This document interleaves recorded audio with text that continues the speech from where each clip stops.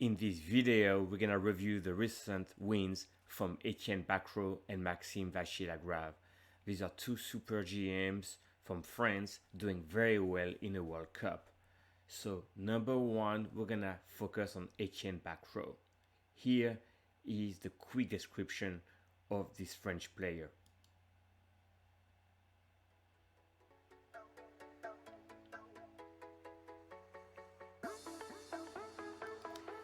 Now, Bacrot is usually just the second or the trainer of Maxime-Vachier-Lagrave, the number one French grandmaster, and typically he tells stories on Blitzstream Twitch streams where he explains how he helps prepare MVL. But in this tournament, he can play on his own, and here we can see that he defeated the Russian grandmaster Ponkratov. So we're gonna review this game right now, or the key moments, where e4, e6. Why on earth would a Russian grandmaster play the French defense against a French GM? That doesn't make sense to me, but at any rate, Etienne went for e5, the advanced variation. So they continue, and here Ponkratov played knight h6, which is a very common move coming to f5. But I want to point out that another move would be take, and now ge7, also coming to f5 and bishop d7. And you know who had this position? Well, you guessed it. Maxime-Vachier-Lagrave played in Paris 2021 Grand Chess Tour against Hungarian Richard Rappert this position. And they went knight e3 and bishop d7. So this tells me that Etienne and Maxime prepared this opening.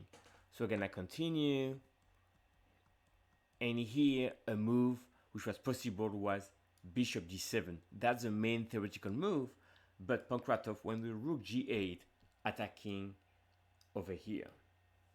The game continued, and in this position Etienne had prepared a novelty. Typically the maneuver is knight e3, knight c2, and knight d4.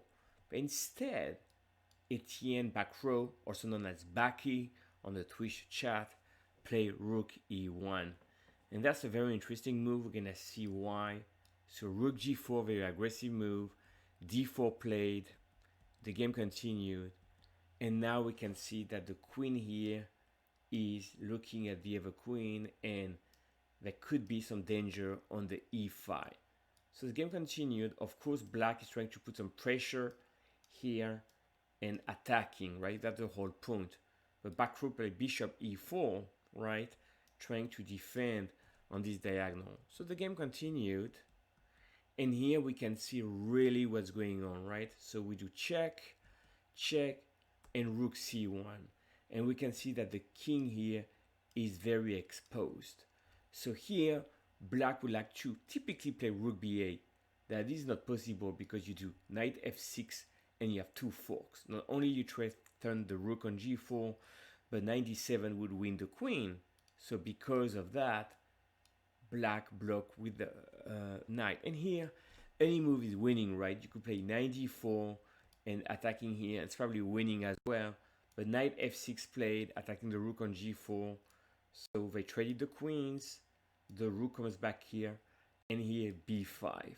And this is where the pin here is winning. So black got a few pawns. The game continued, and here white has an extra piece. And of course, Etienne Bacrot converted, and that's how he qualified for the round 5, for the round of 16. So this was part 1. Now we're gonna turn to MVL, Maxime-Vachier-Lagrave. The second game was played between MVL and Praagnaandhaa. So that's a very promising Indian player. I have a video on the rising star from India on my channel. So before we go with the game, a short introduction about MVL.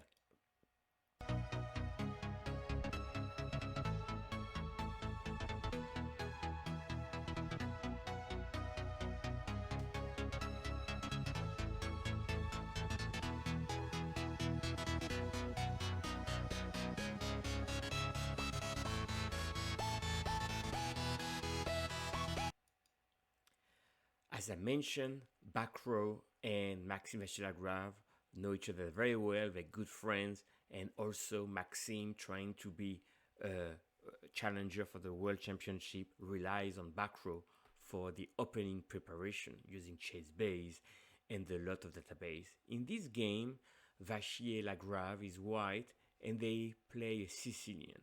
I'm gonna go straight to this position here. This is white to play. So the king is on e2. It's a little bit funny, but that's what the variation is about. And in this position, the previous move known was rook d1.